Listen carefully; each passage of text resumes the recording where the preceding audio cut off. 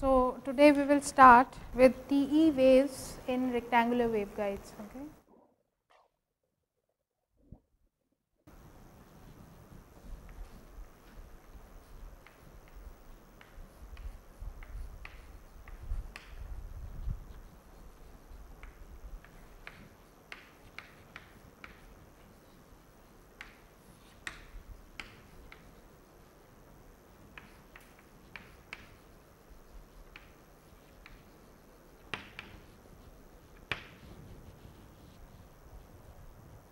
So, till now we have learned that if an electromagnetic wave is propagating in free space, then the travelling wave equations can be of the type,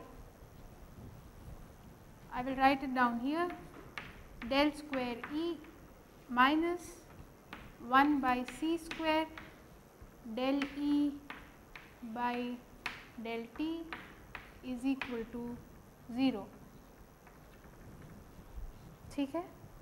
And similarly, I can write del square H minus 1 by C square del square H by del T square is equal to 0. This is for free space propagation.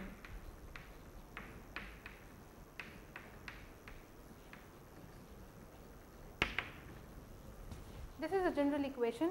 Here we are not too much bothered about the direction in which E is propagating, where is the E vector, where is the H vector, and what is the direction of propagation. This is a general equation. But now, if suppose I have a plain monochromatic wave,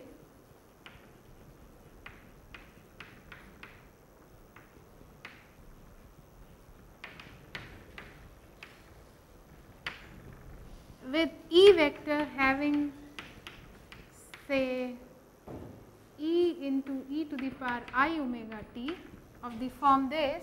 Okay. So, here you can see that we are not yet considering the direction. I am only bothered by how many frequencies, whether it is a single frequency wave or it is a multiple frequency wave. So, then this equation changes like this. So, I will have del square E minus omega square by C square del 2E by del T square is equal to 0. And then I will have del square H minus omega square by C square del 2H by del T square is equal to 0. Okay. So, this we had seen, and these are,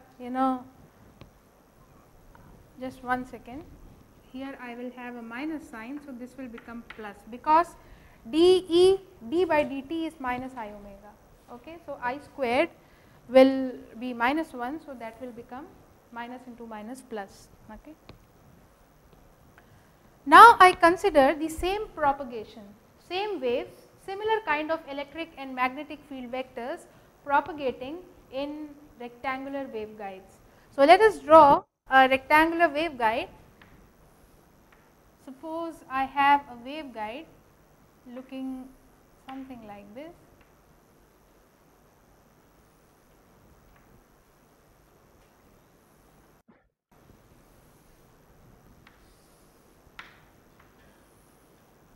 So, this is an infinite waveguide extending along the x direction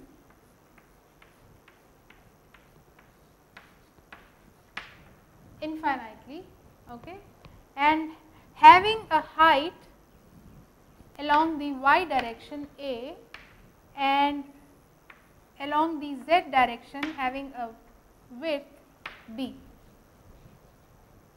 So, this is my rectangular waveguide. My wave is propagating along x direction, x is the direction of propagation, and I am interested in transverse electric waves. Okay. So, from what we learnt in the last lecture, I know that Ex should be 0. I am very sure of this.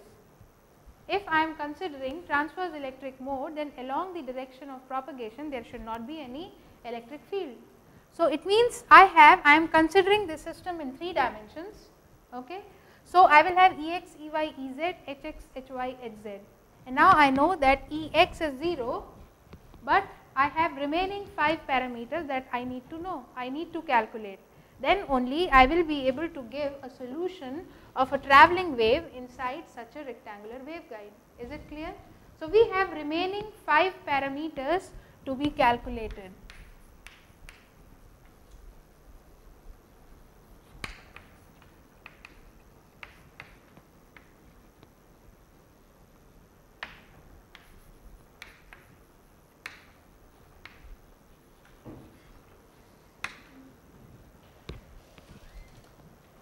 So, we can do this in number of ways, but the best would be that we try to find Bx. We try to find Bx, okay, and I know that along the direction of propagation Bx should be function of y and z, okay, it should be function of y and z. So, what I will do, I will try to calculate Bx, which is function of yz by the method of separation of variables. So, what I am going to do? I am going to calculate Bx because I am considering TE mode. So, Bx is definitely not 0. So, I will calculate Bx and I know this Bx will be function of y and z coordinates, and then I will say that Bx is of the form yy and some constant zz. These are two variables y and z, because I say that the magnetic field along the direction of propagation is function of y and z coordinates. Okay. So, if this is true, okay, so far there are no arguments to contradict this statement, we all agree with this. So, I can write a second order differential equation for this kind of propagation, and that second order differential equation would be of the form del square y by del y square plus del square z by del z square plus omega by c square minus k square is equal to 0. Here we will have a y and z, and here we should have, I am sorry I wrote it halfway, we should have yz.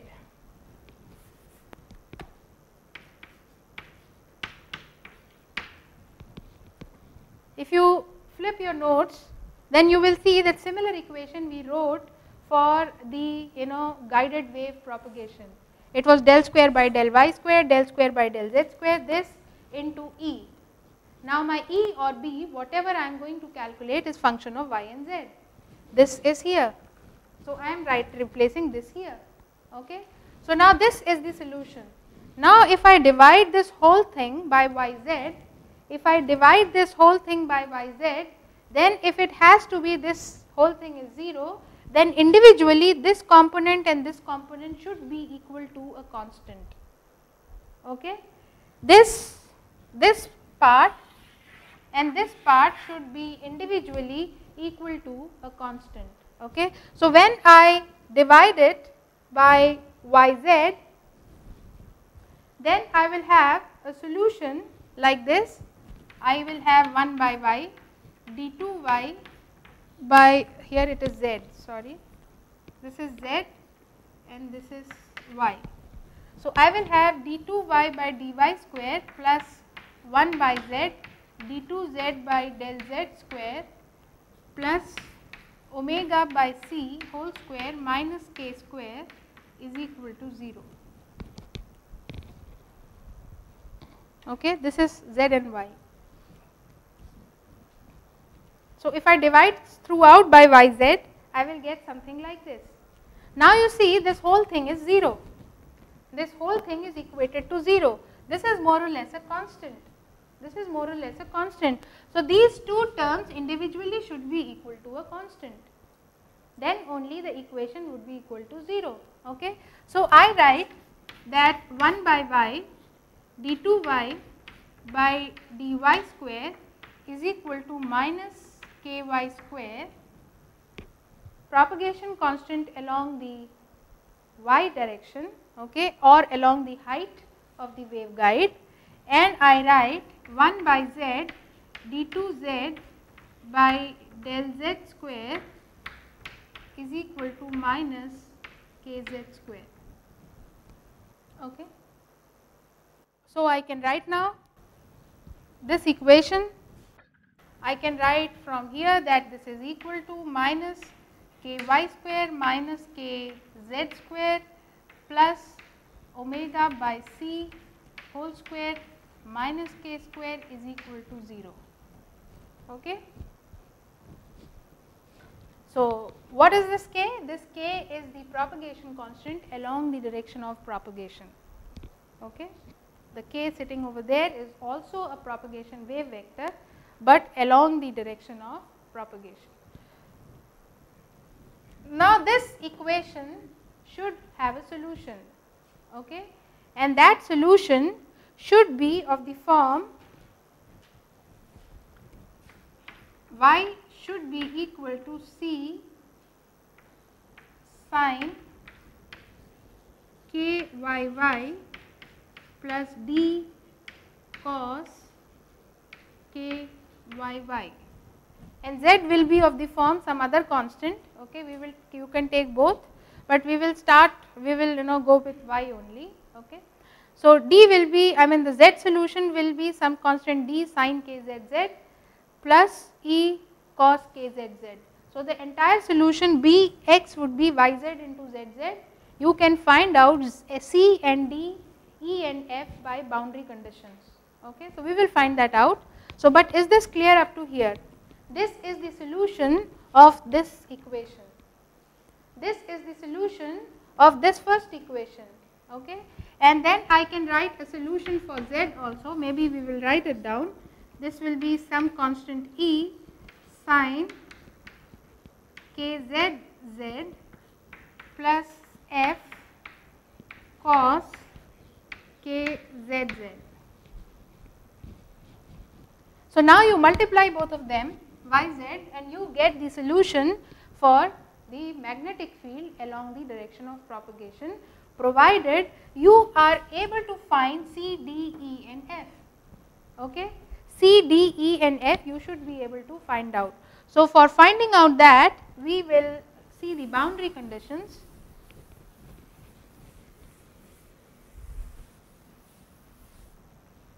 So, we will go with y solution, or we can take both. Now, you see this is a metal boundary.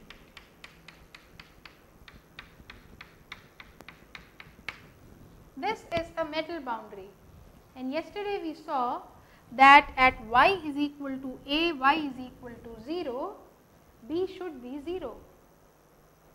Yesterday we saw that because it is a perfect conductor. So, at the metal boundary dy should be 0, and also divergence of b should also be 0, del dot b should also be 0. This we had seen in yesterday's boundary conditions and the Maxwell's equation. So, where the moment I say that my at y is equal to 0, b should be 0. So, I can see here from this equation c goes to 0, c goes to 0, okay. But at y is equal to 0, cos is 1, cos is 1, okay. So, I will have a general solution looking like this. I can write that Bx is equal to some constant B0, okay, some constant B0 cos m pi by a into y into cos n pi by b into z. Now, let me tell you what is this m pi by a and n pi by b. Okay. Now, this is the length. What is the wave vector? Wave vector is 2 pi by lambda. Okay. Here m and n are integers. M and n are integers. Okay.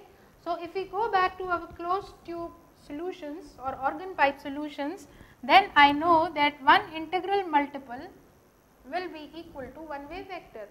Okay. So, that is m pi by a.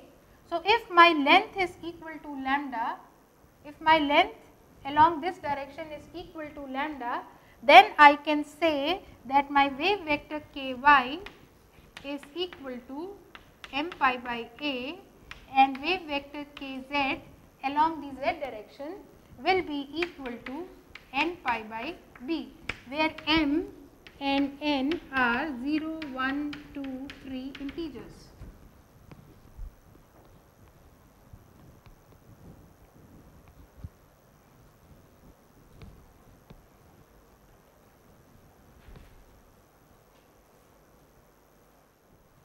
Okay.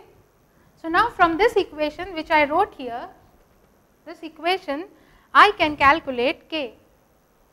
I can calculate k. So, what would be k?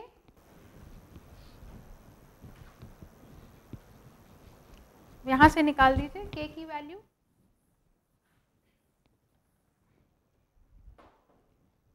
So, k is under root of omega by c square, right, minus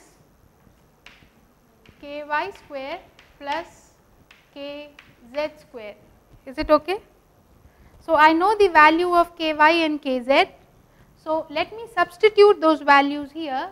So, I get a very simple expression, and that is omega by c whole square minus, can I take pi square common? Okay, I take pi square common. So, I have m by a whole square plus m by b whole square. Okay, sorry, yeah, this is n. Okay. Now, from this equation, from here, okay, from here, if omega, if this omega, that is the frequency of the incoming wave, is say less than c square c pi m by a plus n by b square, if omega, is this okay? If omega is less than c square pi square m by a square plus n by b square, then you will see that wave vector will become what? Imaginary.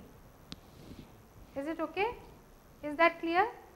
If my frequency is less than this value, if the frequency of incoming wave is less than this value, then I see that my wave vector becomes an imaginary quantity. Okay. Now, I see, I mean recollect the, I have I kx minus omega t. Okay. So, now this is a travelling wave solution, because it will have sine and cosine terms. But the moment my k becomes I into k, what would happen? This equation now will become e to the power minus kx and minus I omega t. Okay. So, I will have a term b0 e to the power minus kx into e to the power minus I omega t. So, now this is my amplitude term, which is exponentially decaying term. So, it means for all omegas less than this, no waves will be able to propagate inside this waveguide. Is it clear? If my incoming wave frequency is less than this value, then those waves, those frequency waves will not propagate through this rectangular waveguide having a height a and width b. I am not bothered about the length, it could have infinite length. Okay. So, then I call this term as the cutoff frequency of the waveguide. I call this term as the cutoff frequency of the rectangular waveguide having width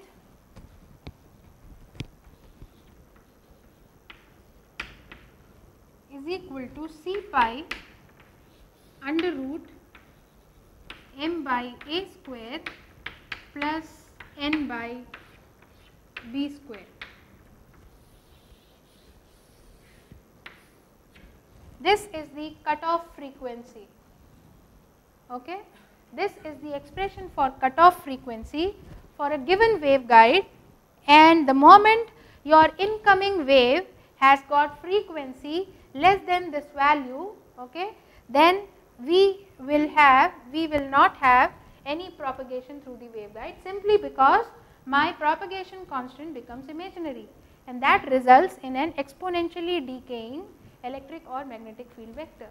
Okay. So, there will be no propagation. Now, question is, what would be the value of m and n? What should be the value of m and n? M and n are integers. Okay. So, let us have some standard rules which have been laid down. Whenever I write m and n, it defines a mode of propagation. Okay. M and n, yes. Why? When? Just now I wrote that if suppose we are considering B vector, okay, Bx along the direction of propagation is equal to B0 e to the power I kx minus omega t, right. So, now my k is imaginary.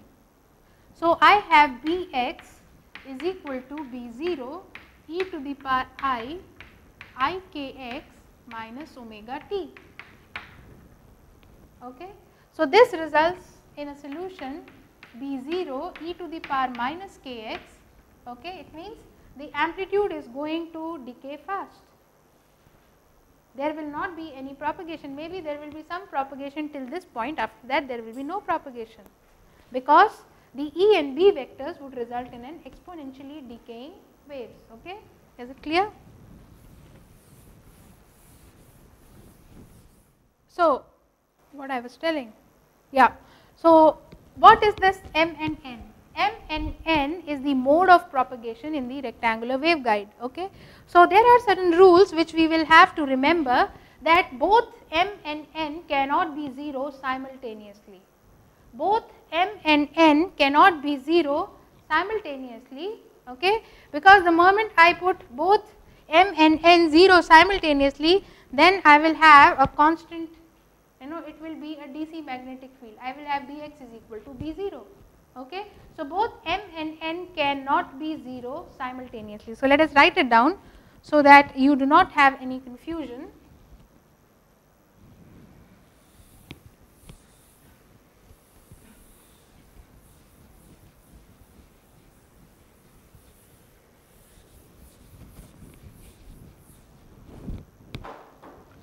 So, m and n are never 0 simultaneously.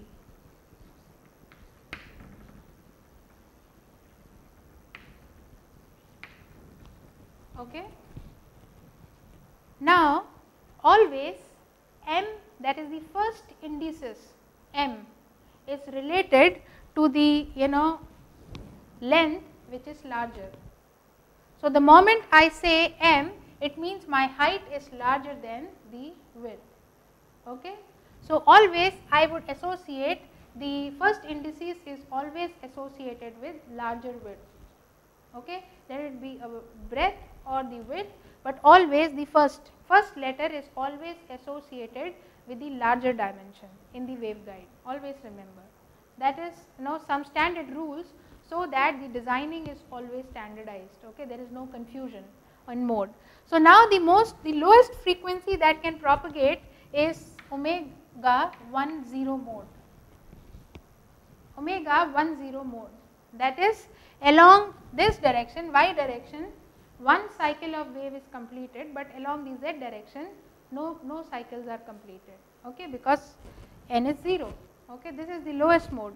So, omega 10 would be equal to C pi by A. C pi by A.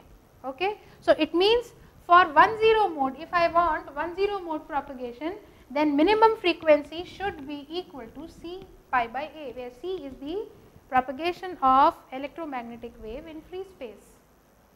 Okay. So, minimum frequency should be C pi by A. Now, you can have omega m01 mode, 11 mode, 12 mode, whatever. You can calculate what should be the minimum frequency. Okay. So, now we move little forward. Now, we have to understand what actually do we mean by all these things, whatever we have been writing till now. So, what does it mean? So, okay, I will write one more formula. From here, I can write that omega is equal to 1 by C. I am writing from here because I can write this is equal to omega mn square. This is equal to omega mn square. Okay. C into this will be omega mn square, and I can take 1 by C common. If I take 1 by C common from here, I can take 1 by C common, then it is omega square minus omega mn square. Is it okay? So, then I can write omega is equal to 1 by C, sorry, this is k is equal to wave vector k is equal to omega square minus omega mn square. That is from there, that is clear. Okay. Now, I know that wave velocity v is equal to omega by k. We have seen this. Okay. So, I will have here omega by k is equal to C upon under root 1 minus omega by omega mn square.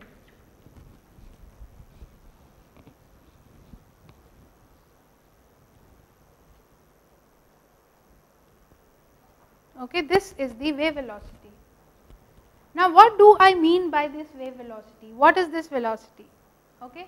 Now, let us look at this wave velocity. You see here, what is this? This is 1 minus omega by omega mn. Okay. Now, I know that omega is always greater than omega mn for propagation. If wave is propagating, omega should be greater than omega mn. It means this value is always less than 1. So, this whole thing, because it is 1 minus this is less than 1. Is it clear or not? This is less than, there is a discrepancy in this, which you should have appreciated by now. So, you see here that this fraction, this whole thing, the value of the speed is greater than c. Isn't it? Isn't it? समझ में आ रहा है आपको? Here you can see that speed of the propagating wave is greater than speed of the light. So, what do I mean by this? How can this be possible? A wave in a confined medium, in my opinion, and by all our logical thinking, whatever logic we apply, should not propagate at a speed more than c. Then what is this? What are we looking at? Is this result correct or not? So, to analyze this, let us redraw this figure.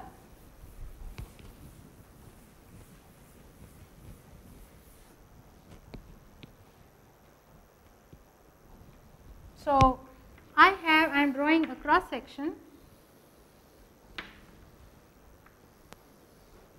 and I will take you to your class 12, where you read your Huygens wave theory. We know that we have a wavefront. Whenever we have a plane wave or a spherical wave, always there are spherical or plane wavefront, and every point on the wavefront will behave like a secondary source of wave. Okay, this we all have read. So, I assume that my waves are propagating like this. This is the wavefront. Okay, and this is the x direction. Okay.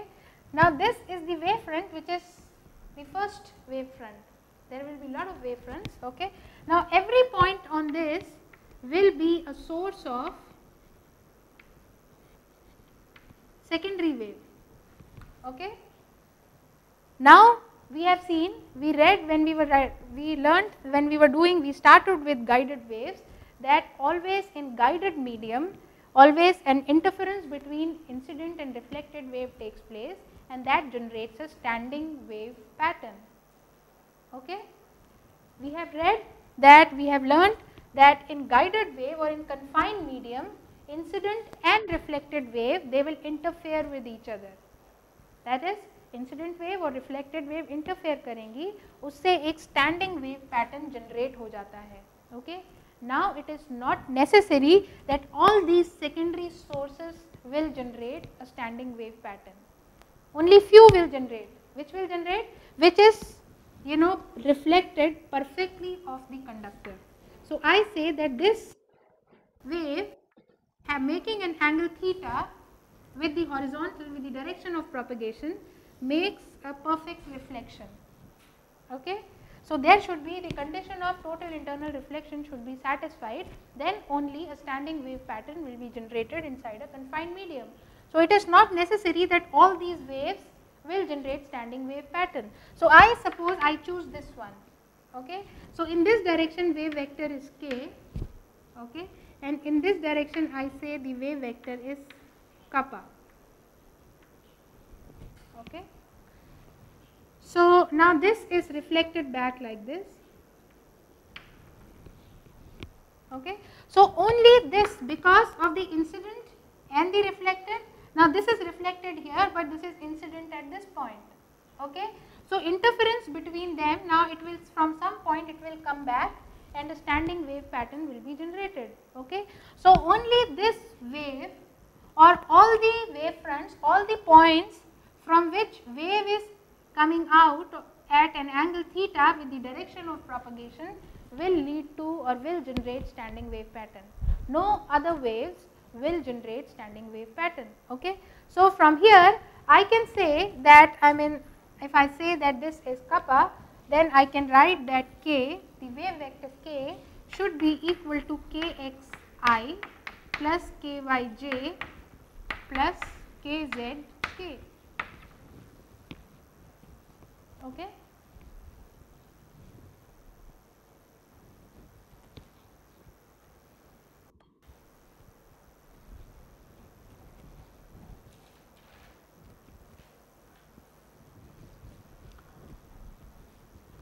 Now my omega should be equal to c into modulus of k. So now this should be equal to c under root kx square plus m pi by a square plus n pi by b square. Okay. This is the omega, the frequency of incoming wave. So from here I can write that ckx plus omega mn square, the same expression will come. Now I need to find out what is this angle theta. What is this angle theta? And definitely this angle theta should be equal to k upon mod of k. K upon mod of k from geometry. Okay. So I can write that cos theta is equal to mod of kappa. Now this kappa can be equal to, I can say that this is equal to k, and this angle then, if you calculate this, this is equal to 1 minus omega upon omega mn square.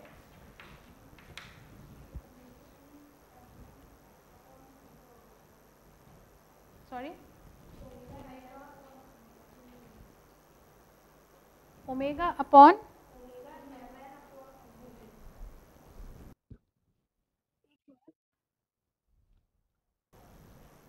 why so?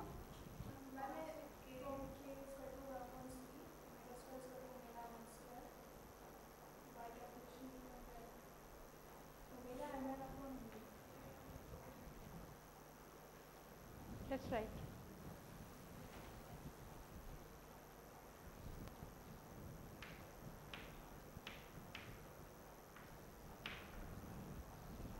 So, oh, this is also then wrong. That's right. Okay. So, this is 1 minus omega mn by omega square. So, I have cos theta, value of cos theta. I know the cutoff frequency, I know the frequency that I want to put it in, okay, and that is equal to cos theta. Okay. Now, my velocity v, net velocity, See, there is a wave propagating in this direction. There are many waves propagating in this direction, but there will be a net energy propagation along the direction of propagation. Is it clear? There are many waves from this wave front. It is because every point on the wave front is the source of secondary wave. So, many waves will be propagating along the boundary of the conductor, and because of this propagation there will be a net energy flow along the direction of propagation, and that flow, net energy flow or net velocity of plane wave is equal to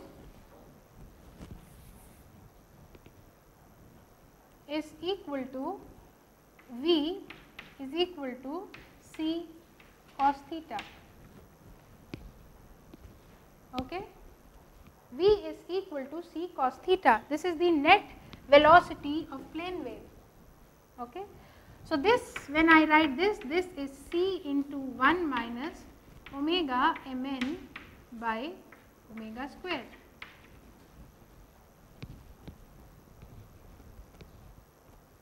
Right. So, now you can see this is less than C, and this what we call the group velocity.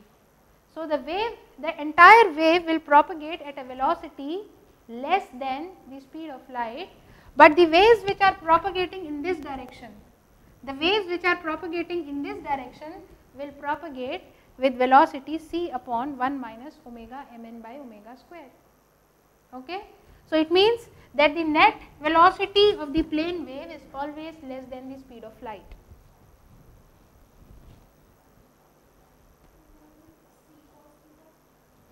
I mean, if there was no medium, okay, then what should have been the velocity? It should have been C. If there was no disturbance, it should have been C. But then now in this direction, what should be the velocity? C cos theta. Okay. So, it means along the direction of propagation, the velocity is always less than C. Okay. Along the direction of propagation, the velocity is always less than C. But the wave fronts can propagate at a speed higher than the speed of light. Okay. So, if you drop a stone in still water, you will see that ripples are generated fast. Vibrations move faster than the wave itself. The water might be flowing very slowly, but the ripples that are generated are much faster. Okay. So, something like that. So, it means these wave fronts can be faster than the speed of light, but the net flow of wave, that is the wave which is propagating along the length of the waveguide, will always propagate at a speed less than C. Okay.